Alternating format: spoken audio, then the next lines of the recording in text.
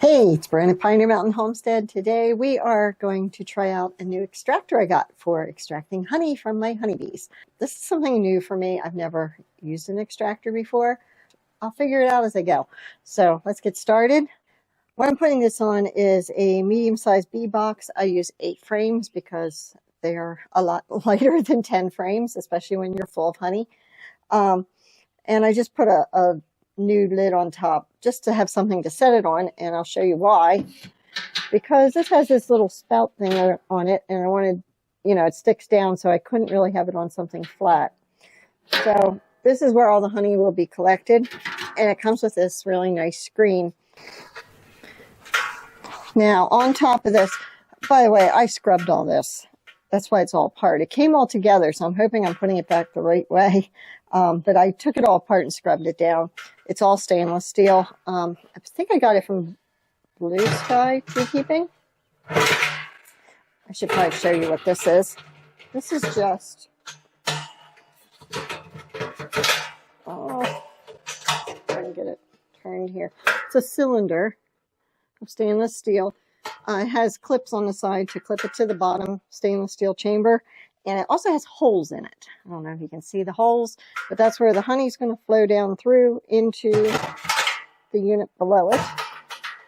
And these are just clips. Good deal. Now this is the basket that's going to hold the frames. I got a hand crank model. I don't have that many frames of bees. I'm not commercial by any means. I just do enough, a little bit to sell and a little bit for us. My primary reason for having the bees is they're great pollinators for the garden, and the honey to me is a bonus. Plus I like it. So anyhow, this thing, all I did was set this end in on this little, they have a piece in the bottom. It looks like it has a bearing in it. So this spins. And here is this cage-like thing. And as you can see, it goes into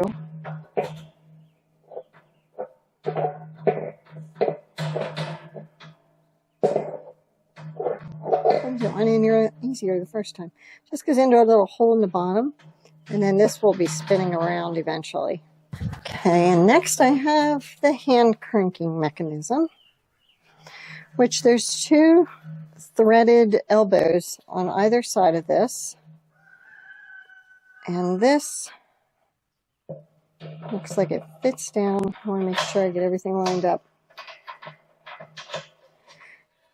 Okay, there's a piece in the middle that needs to fit down on the main bar.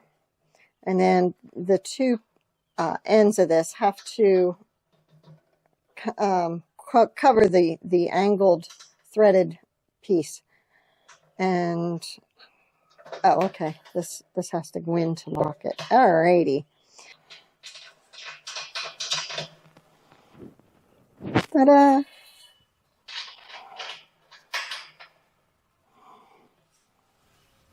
Yeah. Now this, yeah, it's going to do it. It's going to work. Look at that. It works. I think I got it together. And it also looks like it comes with this. Not sure where these go.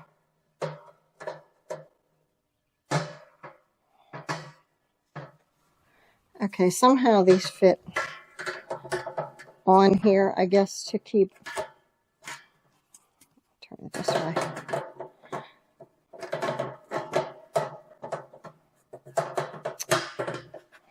Must go on somehow.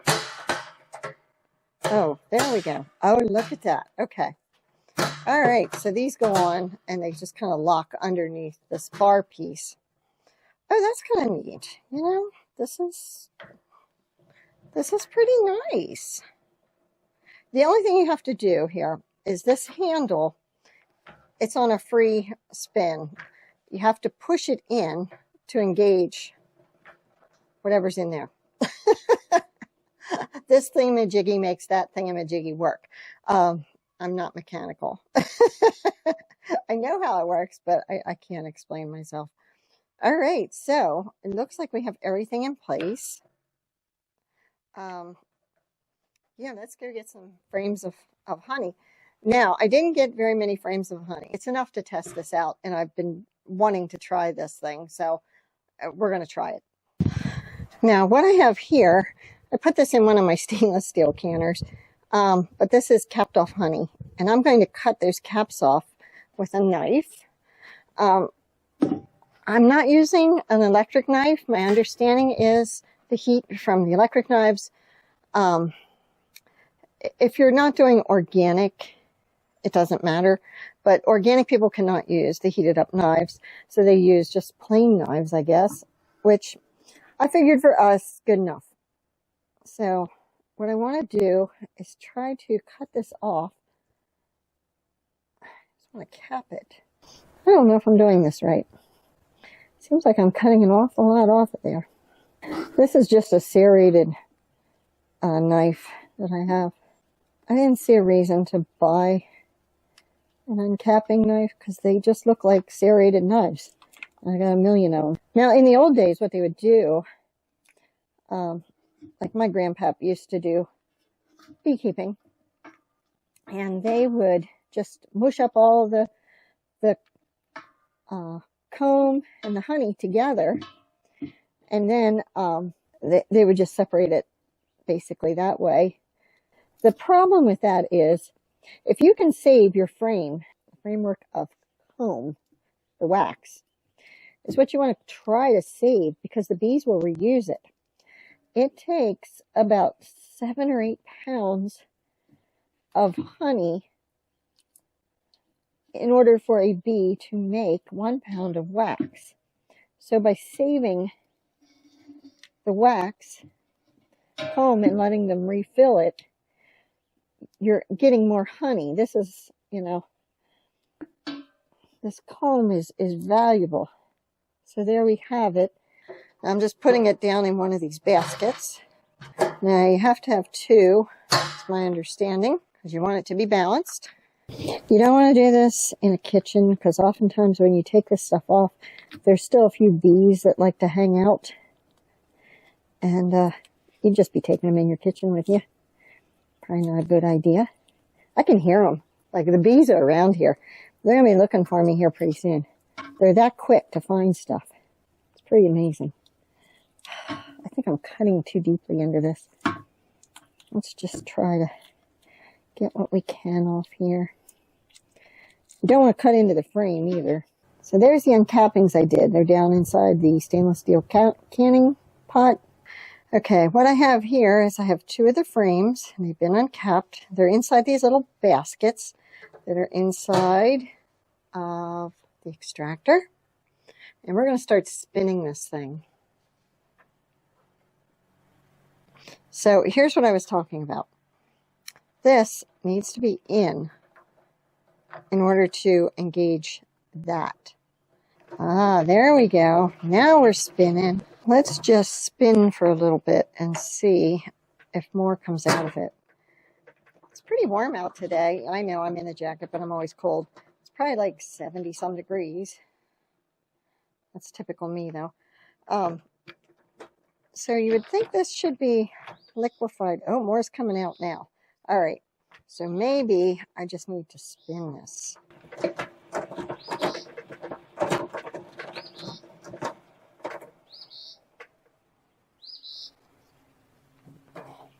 Oh, and I hear the bees coming.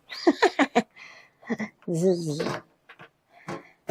They have found me. They have found me out.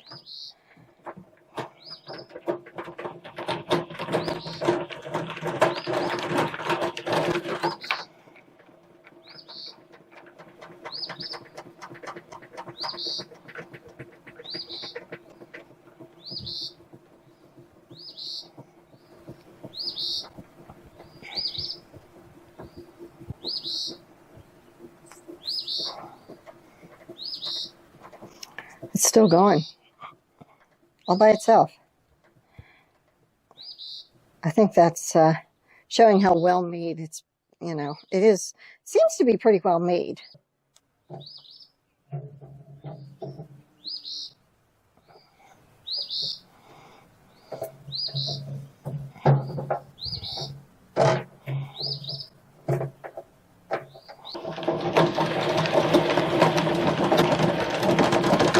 right, so that seems to be, yeah, it seems to be working pretty good, actually. That almost sounded surprised, you know. I think the people that make this thing should know what they're doing, you know. Of course it's going to work. And they do know what they're doing. Yeah, it works. It actually works pretty good.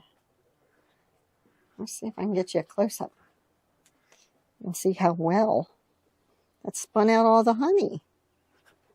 Can you see that? Spun out all the honey. So let's put this frame back.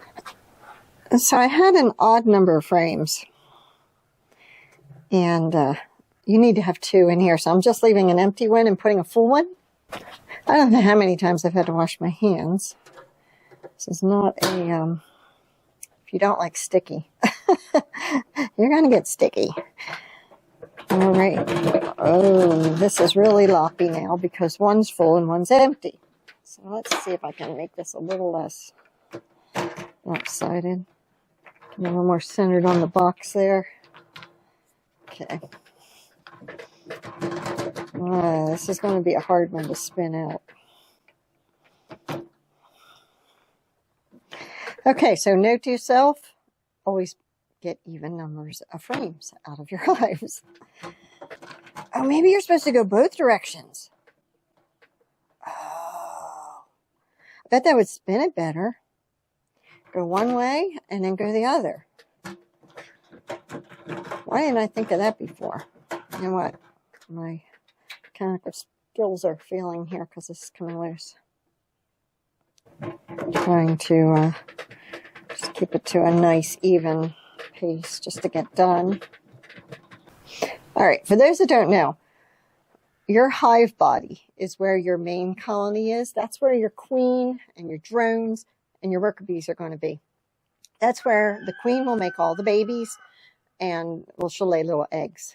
The little eggs will turn into larvae. The larvae will be capped. The caps will come off, and there'll be baby bees. And the baby bees will go out and they'll start working right away. They don't even have teenage years. They just get to work.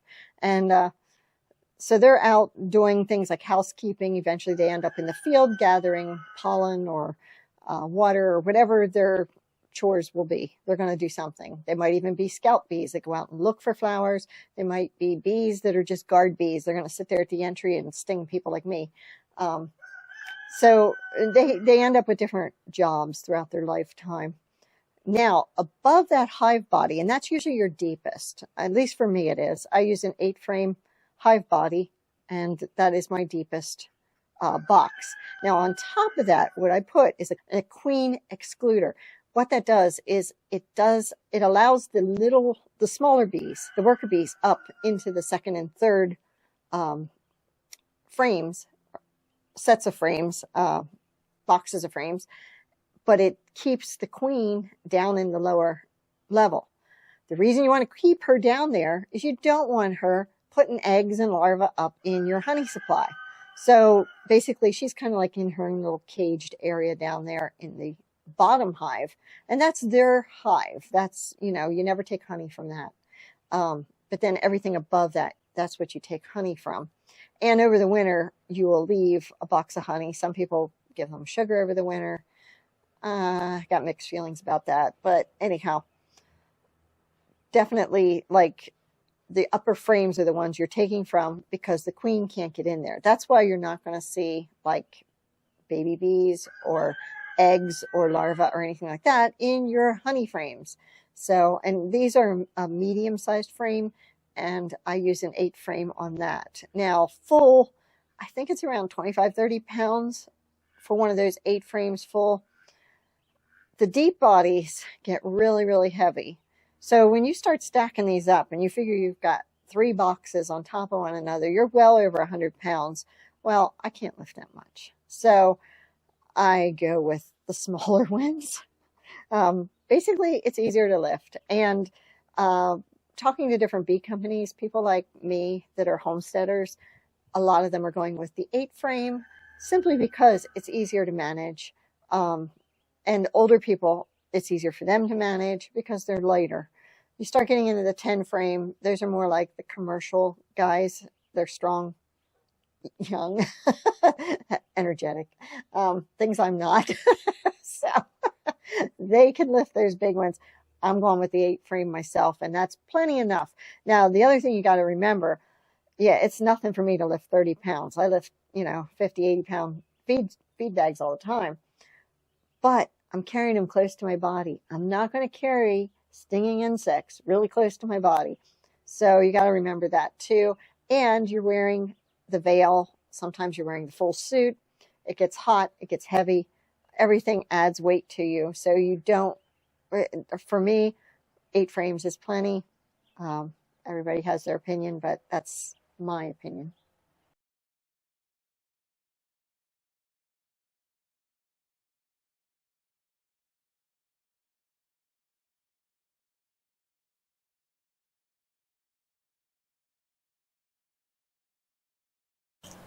Okay, I don't know if I put these on the camera before, but this is the serrated knife I'm using, and this is actually a cap scraper.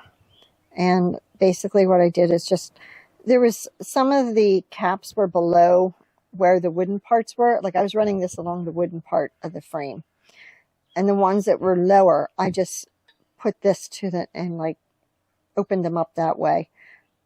Don't know if that's the proper way to do it, but that's the way I did it. So let's just take this apart.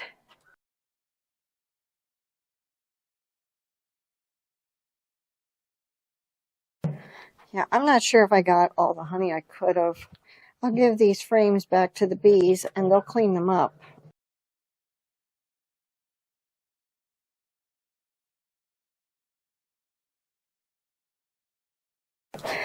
There's really not much inside here because it's all going into the lower tank.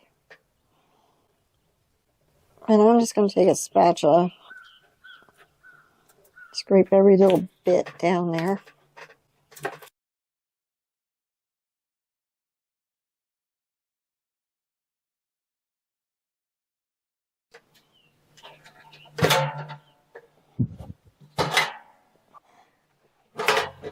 So there's the inside, all the honey.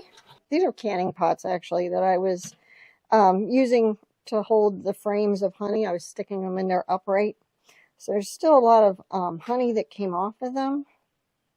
So I'm just going to put that, there's like a strainer in here that will strain all the honey off of the comb.